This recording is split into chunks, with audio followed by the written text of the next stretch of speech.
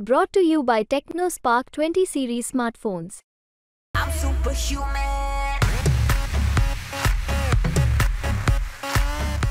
शरद पवार यांच्यावरती थेट पंतप्रधान नरेंद्र मोदी यांनी हल्लाबोल केला आणि ते म्हणाले की भटकते आत्मा असा उल्लेख केला। त्याच्यावरती पियुष गोयल यांनी उत्तर दिलं की आम्ही पद्मविभूषण देऊन त्यांचा सन्मान केला, पण शरद पवार हे अत्यंत घाणेरड्या पद्धतीचं राजकारण करतात आणि असं म्हणत त्यांनी एक प्रकारे पंतप्रधान मोदींच्या वक्तव्याचं कुठेतरी पाठिंबा दिला किंवा त्यांची ते वक्तव्य योग्य असल्याचं म्हणणं आहे। पण आता राष्ट्रवादी काँग्रेस शरदचंद्र पवार गटाचे महेश तपासे आपल्यासोबत आहेत। आपण त्यांना विचारू की त्यांची नेमकी याबाबतची भूमिका काय, की अशा पद्धतीचं वक्तव्य केलेलं असताना त्याची पाठराखण करणं कितपत योग्य? महेश सर, भारतीय जनता पार्टीने शरद पवारांच्या समोर नांग्या टाकल्या।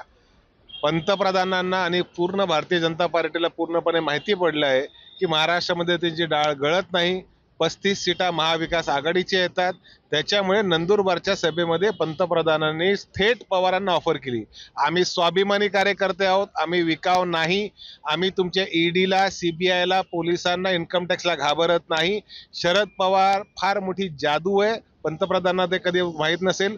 एकेकाळी पंतप्रधानांनी पवार साहेबांचा स्वतःचे राजकीय गुरु म्हणून उल्लेख केला, त्याच्यामुळे ते दिवस ते विसरले असतील। परंतु माणुसकी जपणारा नेता शरद पवार आहे। गुजरातमध्ये भूकंप आला होता, त्यावेळेला देखील पवार साहेब धावून गेलेले। सरकार गुजरातमध्ये भाजपचं होतं, केंद्रामध्ये वाजपेयी साहेबांचं होतं, परंतु महाराष्ट्रातला एक नेता, गैर भारतीय जनता पार्टीचा नेता गुजरातच्या मदतीला गेला।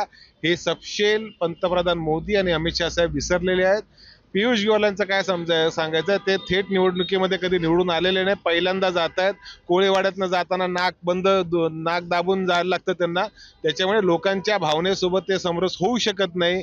VIP कल्चरमध्ये सोन्याचा चमचा घेऊन वाढलेला नेता पियुष गोयल आहे, त्यांच्या वक्तव्यावर एवढं गांभीर्याने घ्यायची गरज नाही। तुमच्या राष्ट्रवादीला नकली राष्ट्रवादी म्हटलं जातंय पंतप्रधान मोदींकडनं। नकली कोण आणि असली कोण, गद्दार कोण आणि इमानदार कोण, ह्याचा फैसला महाराष्ट्राची जनता 20 तारखेला करेल। 4 तारखेला जेव्हा बॅलेट बॉक्स उघडतील तेव्हा 400 पारचा नारा हा देखील जुमला ठरणार आहे। 400 पार काय 200 पार यांची होणार नाही आणि देशामध्ये इंडिया आघाडीचं सरकार येणार आहे। भटकते आत्मावरती अजित पवारांनी काय फार प्रतिक्रिया दिलेली नाही।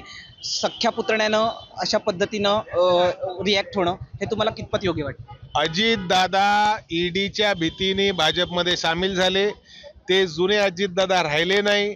त्यांच्यातली एक जो रुबाब होता तो संपलेला आहे। भारतीय जनता पार्टीच्या ताटाखालचं मांजर अजितदादा झालेले आहेत। फार दुःख होतं, असं बोलतानाही मला वेदना होतात, कारण अजितदादांचा तो रुबाब, ती स्टाईल, त्यांचा दरारा आम्ही पाहिलेला आहे, जो राष्ट्रवादी काँग्रेस पक्षामध्ये होता।